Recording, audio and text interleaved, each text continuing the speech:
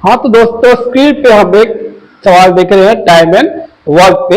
ये सवाल बेस्ड है और एसएससी सीजीएल या किसी भी कॉम्पिटिटिव एग्जाम में से सवालों को पूछा जाता रहा है। एक सवाल तो आपको देखने को मिलेगा ही मिलेगा। चलिए आज इस सवाल को सोल्व करके देख लेते हैं। ठीक, ये सवाल दोस्तों टाइम और कार्य पे बेस्ड है, जिसमें आपको क्या कहा गया, देखो एक कार्य को करने में ए बी सी की क्षमताओं का अनुपात 7-5-3 है।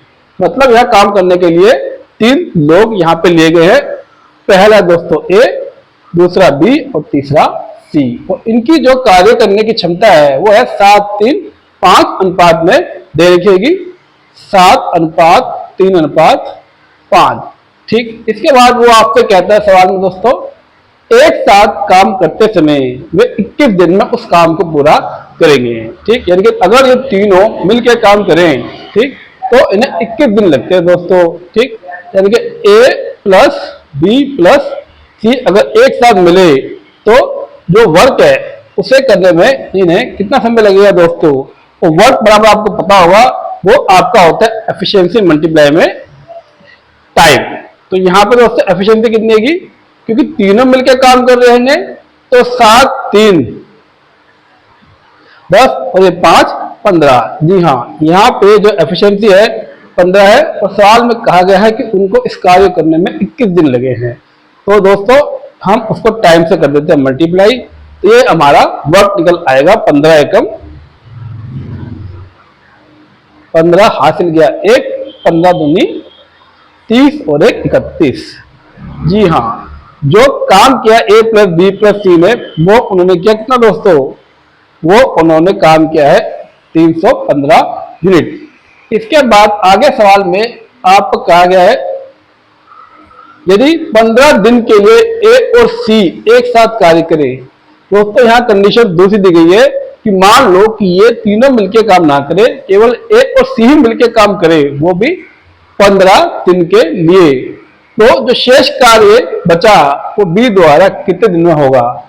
इसके लिए पहले आपको ए और सी द्वारा किया गया कार्य निकाल लेंगे, फिर हमें उससे शेष कार्य मिल जाएगा। ठीक है, देखते हैं ए और सी को कितना समय कितना काम किया उन्होंने। देखो ये रहा ए और ये रहा दोस्तों आपका सी, तो इनके द्वारा जो वर्क हुआ वो कितना हुआ।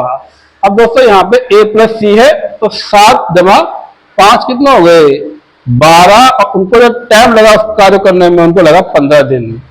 ये हो गया दोस्तों आपका 12 पंजे 60 हो गया हासिल किया। अच्छे 12 कम 12 12 कम 12 अच्छे कितना हो दोस्तों, ये आपको 18। मतलब साफ है कि अगर दोनों मिलकर काम कर ए और सी तो 180 यूनिट काम कर सकते हैं। ये इन दोनों की पावर है उस कार्य को करने की। अब दोस्तों बताओ कि अगर 315 यूनिट हमारे पास कार्य है टोटल, तो 180 यूनिट हमने कर लिया, उसके बाद जो कार्य बचा वो हमारा रिमेनिंग कार्य रहेगा, बाकी कार्य। तो यहाँ हमें शेष कार्य मिल जाएगा। तो दोस्तों यहाँ पे जो शेष कार्य है, जो शेष कार्य जो बचने वाला है दोस्तों कितना आने वाला है, देखो ये आ गया आपका 5 और हासिल किया यहाँ से 11 में से 8 गए तो बचेगा 3 और 2 में से गया तो 1। शेष कार्य जो है वो दोस्तों कितना है, ये है 135 यूनिट। यानी कि अब ये कार्य बचा, इसे बी को करना है जैसे कि सवाल में पूछा गया है। तो बी को इसमें कितने दिन में उसे समय लगेगा। तो दोस्तों आपको पता होगा कि टाइम जो बराबर होता है वो होता है वर्क बराबर एफिशिएंसी। ठीक, तो वर्क जो बचा हमारा रिमेनिंग वो बचा है 135 यूनिट। और जो एफिशिएंसी है इसकी दोस्तों, ये एफिशिएंसी आपको किसकी बतानी होगी, ये एफिशिएंसी आपको बतानी है किसकी दोस्तों, बी की, क्योंकि ये कार्य बाकी का बी ने ही करना है। तो बी की एफिशिएंसी कितनी दोस्तों 3 होगी। आप इसे डिवाइड कर देंगे, 3 चौक कितना दोस्तों, ये हो गया 3 चौक 12। ठीक, हासिल गया 1 और 3 पंजे 15। जी हाँ दोस्तों, इस कार्य करने में ठीक बी को 45 दिन लगेंगे। किसको, बी को। ठीक, तो हमें 4 ऑप्शन भी दे रखेंगे, ए है 54, बी है 45, सी है 60 और डी है 63। जी हाँ, इसका जो आंसर दोस्तों वो बी है, ये है 45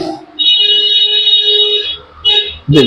ठीक है दोस्तों, उम्मीद है आपको ये वीडियो पसंद आई होगी, ठीक, और सवाल भी आपको समझ में आया होगा। मिलते हैं नेक्स्ट वीडियो में एक नए सवाल के साथ।